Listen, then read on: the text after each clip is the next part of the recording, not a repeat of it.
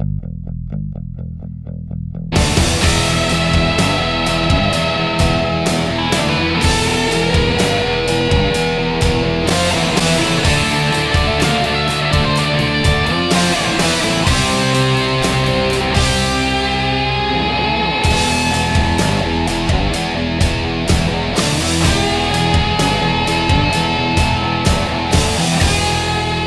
is Wrestle Theme Reviews with Bourne and File 91E. Welcome everyone to another edition of Wrestle Theme Reviews. I'm Cornchuck. And I'm File 91E. This week, like every week, we're going to try to review 3 themes and give them a score from 1 to 10.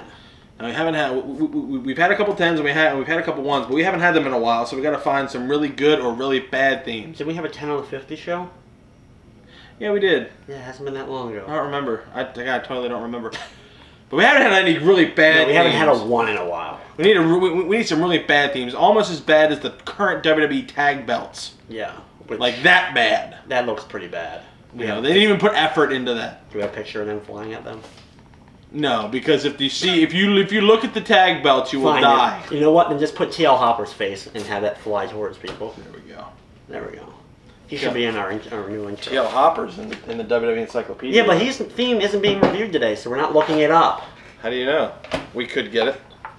Because the chances of getting it are slim to none. I don't even know what the percentage chance is. That's one theme out of like 3,000 on the list. Oh my god, the wizard. Anyway, I'm going to hit the button. Go hit the button. What you gotta do?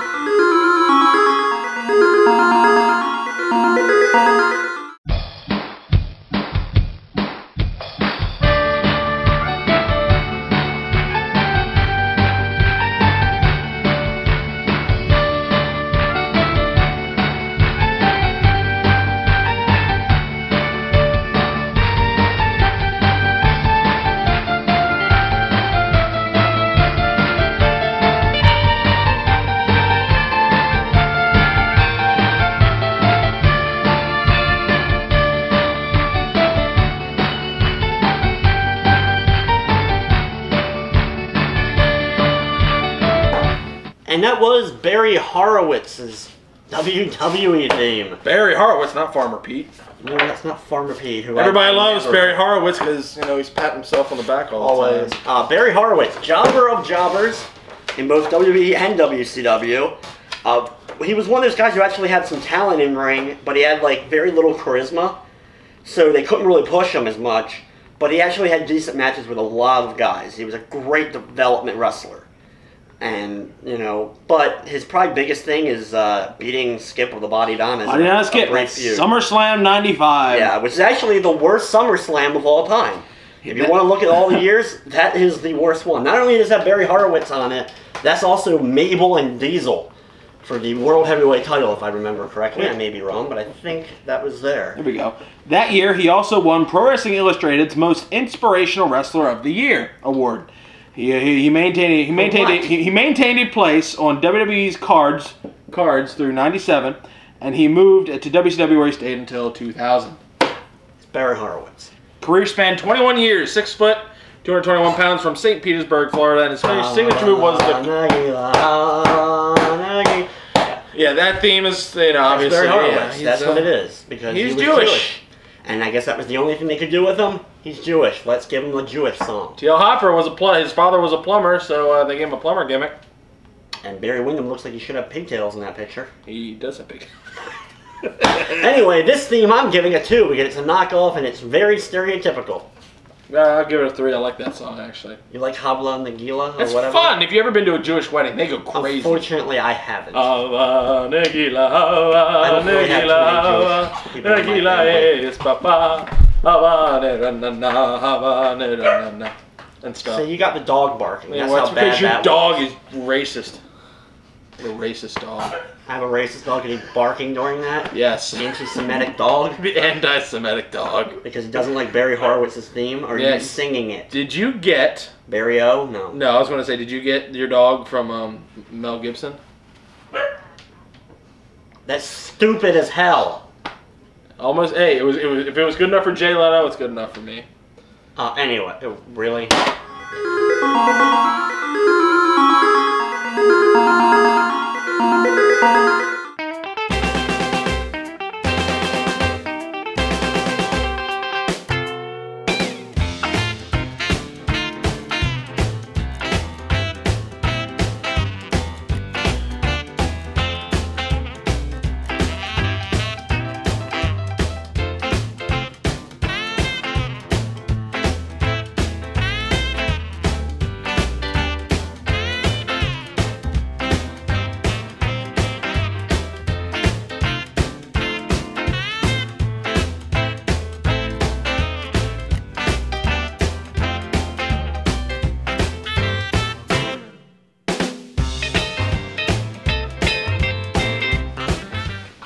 that was Jimmy Hart's technical first WWE theme. He never really had a theme. He could do since he was a manager. He what are you looking at? Stairs. I don't know. Was Jimmy Hart there or something? No. No, he never really had a theme. He just came out to. Booty Man finally. Ooh. He came out to the He came out to whoever he was managing. Whoever he was managing, was that what he came out to? He was Jimmy Hart. Had enough of that. Anyway, he was from Memphis, Tennessee, and this the years active here on here is wrong. Yeah, actually it is. Known as the Mouth of the South. Actually, you know, it's kind of funny. Jimmy Hart was actually found because he actually was a rock singer, which he actually is a good singer. These, you know, not just. He actually wrestled a little bit in the 80s. Yeah, he did. Well, the 70s. 70s with the whole Lawler. He was part of that whole Memphis scene right around the kind of time of Andy Kaufman and all that. And him and Lawler had a bunch of stuff together. And then eventually he moved on to WWE and became the manager of like everyone. My favorite thing about Jimmy Hart though was his jackets. They were just so awesome. No, he was the consummate manager. Like he was perfect. Megaphone all decked out. The jacket of whatever wrestler with all the airbrushing and all that was just awesome. He even had one for Renegade. The only thing better. I want that jacket. The Renegade Jimmy Hart jacket. If someone has that, besides Jimmy Hart, he probably needs to auction it off at some point. But if that jacket becomes available, actually, it probably isn't because he's probably buried with Renegade after he blew his brains out. All right. So he's too soon. No, nobody remembers who Renegade was. I do. He's in between Jim Young and Jimmy Jack Funk. Yeah. Anyway, Jimmy Hart's theme. This one's just very generic rock thing. It was probably for Hall of Fame ceremony. I don't know, like why this is a theme. What would you give it? A 3. That's good, actually. Yeah. Really? That's good. One of these days, it's going to be harder every time. What's going to be harder? Every time. What's going to be harder? That's what she said.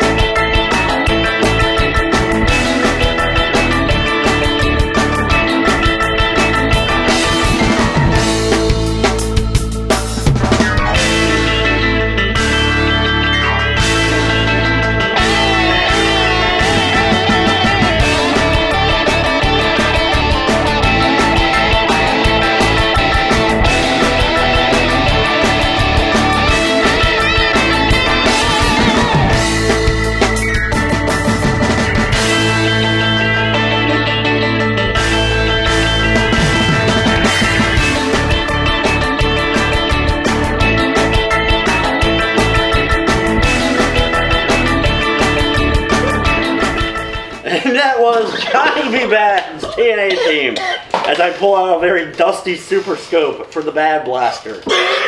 And he had this in TNA as well. He had this in WCW and TNA. You may know him as Mark Miro, the Wild Man. Dust is just going everywhere.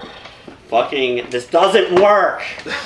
But yeah, Mark Miro, Johnny B. Bad. He was supposed to. It was a whole like Little Richard gimmick. What? And yes, Mark Miro is a white guy.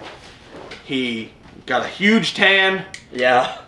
They made it. The whole point made was him to make look him like look like Little Richard. A light-skinned black guy, and kind of pulled it off too because it was pretty convincing there for a little bit. His gimmick is fantastic. Back in the early days of it, yeah, he pulled it off quite well. And what's so funny is he had like very minimal training when he got signed. He's not like an indie guy that was just finally got signed. Luckily, he had one tryout match and got signed to WCW. That was all it took. Like he had 2 matches under his belt. But he did good. He was in some good. Which isn't this? Yeah, just look him up on Wrestle Crap. He's there. What, Johnny B. Bad? Yeah, baby. But eventually he had a falling out and he went to WWE and Wildman, and then he did Shooting Star and had a few with Triple H, which had some great matches.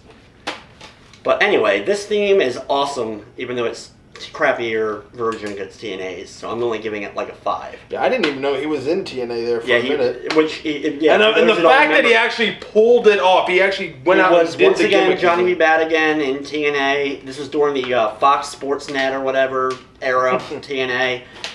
So not many people remember it, but I was hoping he would have lasted longer, but they suck. And Yeah, they fired I'll him. give it a 5 as well. It's That sucked. I mean, his original theme is a lot better. Jesus God, what are you doing with that thing? It's a bad blaster. We need some special effects and shoot shit off with it. I'll shoot something off. Oh, in my pants. In my pants. All right, so let's wrap this crap up. Anyway, I'm Corn Shack. I'm File 91E. I'd like to thank you for watching, of course. We hope you enjoyed. Invite me to a Jewish wedding. See you next week.